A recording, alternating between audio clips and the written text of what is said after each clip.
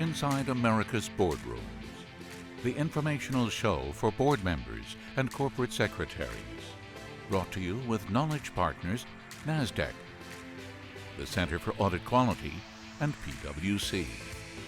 Along with content contributors Equilar, Meridian Compensation Partners, Wilson Sonsini Goodrich and Rosati, Donnelly Financial Solutions, and the Society for Corporate Governance.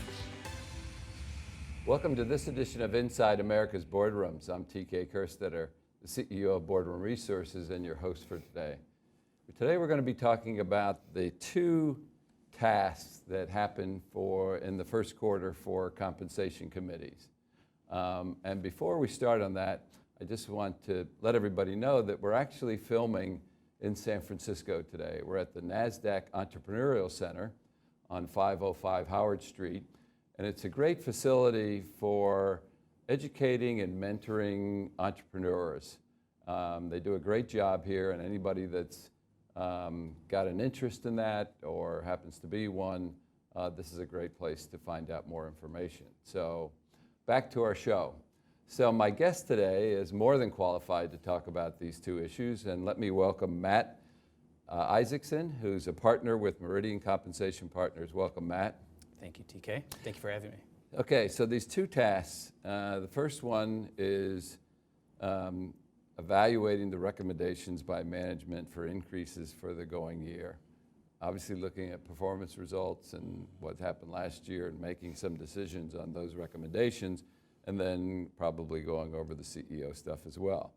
And then to me, the more challenging one is the next step, which is the new goal setting, setting the goals for the following year, which are so important. You know, everybody's watching those very closely if you're in management to see, you know, sort of how achievable and what the chances are on those as well. So let's start with the first exercise. You're in a lot of boardrooms with compensation committees. Talk about that exercise and what you've seen making it smooth and what sort of are things to avoid.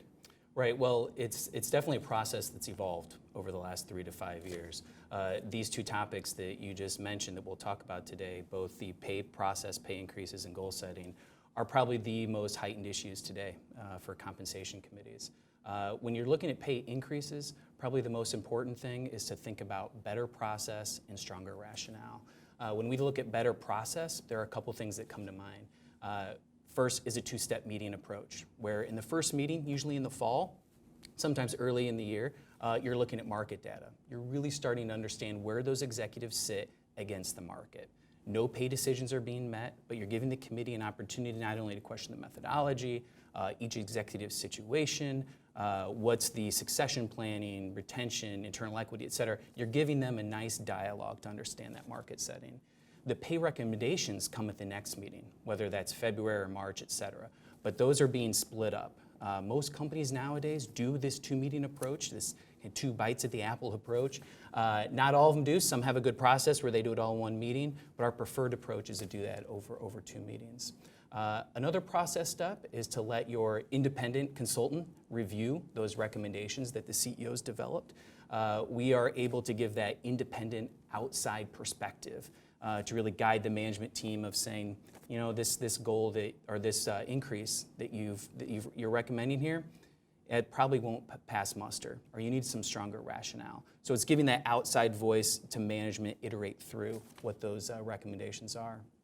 And the last bit of process is letting your committee chair preview as well. So after the outside consultant, running those by the committee chair. That committee chair will be able to give the management team really the temperature of the committee and be able to push back on certain items or request additional data, et cetera. So those three process steps are really helpful for committees and management teams. Anymore, TK, when we see increases from the management team that are over 4%, that's really when you start seeing committees now really get into more of the details, explaining the rationale of how these happen. And that gets to the next piece of it is building better rationale. The days of coming in and saying to your compensation committee, well, we're moving up Susie because she needs to be at the 50th percentile. Those days some are still there at companies, but more often than not, we get the market data. It's one reference point. but what about your succession planning? What about this individual over here that's high potential? Where's your internal equity? How does this all sit from an equality perspective? There are a lot more questions, better rationale that management teams have to develop. It's good to document those, whether it's a one slide, it's a pretty simple chart, but something that gives the committee a template for that discussion, really more than anything. And as a bonus, that template can really help you with the CD&A when you're writing it 6, 9, 12 months later, and you're trying to remember what that rationale was for all those increases. When I was involved taking those recommendations to the board, really it was about myself and the direct reports, you know, the CEO and the direct reports. Today, a lot of these committees have talent development as part of their responsibility. You had mentioned about identifying high flyers and that stuff. Sure. How many people and how low should committees go? Because that seems like a different discussion, sort of a talent development. But does that all occur together now? Or how traditionally have you seen that work with talent management versus just looking at senior management? Split in two. So most often we're still seeing the compensation committee really have purview, what's dictated by their charter. That's those Section 16B officers. Sometimes there is a review of how those individuals, maybe that next level down, sit on a market perspective and what the CEO is thinking about doing. But we're really separating the senior leadership pay changes from the leadership development. And it's a really good question because we've had that change, whereas committees now want to look at leadership development maybe in the summer when it isn't so busy with goal setting, pay changes, market data. They're looking at in the summer, whether it's at their strategy retreat, but it's a different topic. It's almost the whole meeting. Yeah, I hope that more committees are spending time on the talent development, because everybody says how important their people are, but in the past I didn't see enough time spent. If the people were so important, you need to be cultivating them more and taking a look at that. So now let's look at the second part, which you and I both know is the challenging of setting goals that are fair but take the company forward, you know, et cetera, et cetera. Talk about what are the positives that a committee can, processes that a committee can do to make sure that they're effective, and then is there anything that they should be careful of, any red flags? Right, well, I would say the goal setting conversation is probably has some of the most energy around it, is how I'd categorize it, good and bad. You're seeing compensation committees really feel empowered to start asking these questions on goals. And you contrast that with management teams that perhaps aren't as accustomed to a compensation or the compensation committee asking them questions. So you're really seeing this dynamic, and this really is the goal setting is the issue of the day, as you alluded to in the introduction, TK.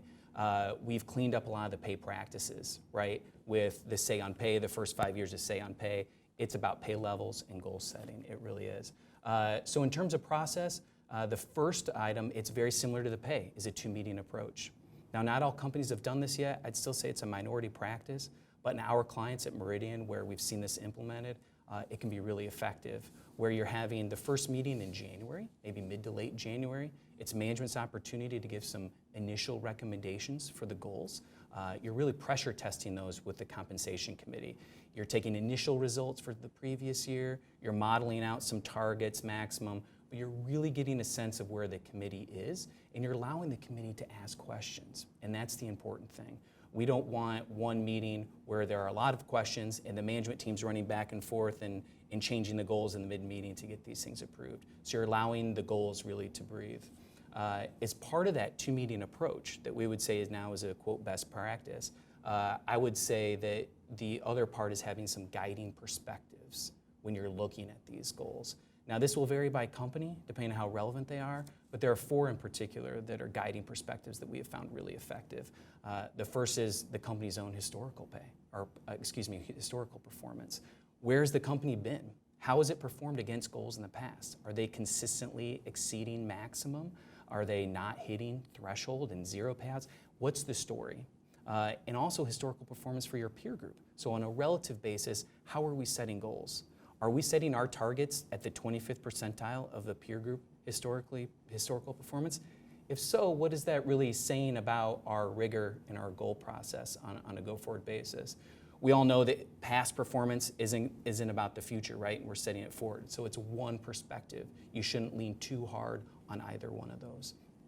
From an outside go-forward perspective, you want to look at investor expectations. So not only what your guidance is, but also what's consensus. If you're coming in at a target EPS of $2 and the street's expecting $2.50, that can be an issue when the proxy rolls out the next year that you paid target or even max for an EPS goal that was below even consensus estimate. So it really starts putting those pieces together for a company. I'd say the last perspective to bring in is a sharing or cost ratio. This is probably a little bit more difficult for companies to at least get market data on, but really the question is, are we sharing enough with employees versus shareholders, especially at that maximum level? As a percent of maximum performance, how much goes to shareholders and how much is coming back to employees? I remember the challenge of having to have the budget finished, okay, and having a budget process that was bottom up, and trying to get all this together so that all this information is available to do that. I assume that's still a challenge for any organization to have this stuff, all come together so that it's ready for committees. They make presentations on budget and those projections on where they are with their peers, and all that stuff really has to sort of come together. It's one of the challenges I think management has to make sure they're done. I agree, and we still see that challenge. That's why you see more and more of the first initial meeting maybe in that late January timeframe, and sometimes it can be a quick turnaround until the mid-February meeting. We're actually setting those goals, but you're giving enough time. There's always the caveat that initial meeting in January could be initial results for 16, because the committee's keying a lot off of actual results in the prior year, and how does the upcoming year goal look compared to 2016 results? Well, interesting stuff, Matt. I want to thank you for taking the time to come in and let us dig down into this a little deeper. So that will conclude this edition of Inside America's Boardrooms. We hope you enjoyed the show. We'll be back again next week when we take a look at another critical topic that'll help you be a better board member or committee member. So we'll see you then. Join us again next week for Inside America's Boardrooms. Brought to you with Knowledge Partners, NASDAQ, the Center for Audit Quality, and PwC. Along with content contributors Equilar, Meridian Compensation Partners, Wilson Sonsini Goodrich and Rosati, Donnelly Financial Solutions, and the Society for Corporate Governance.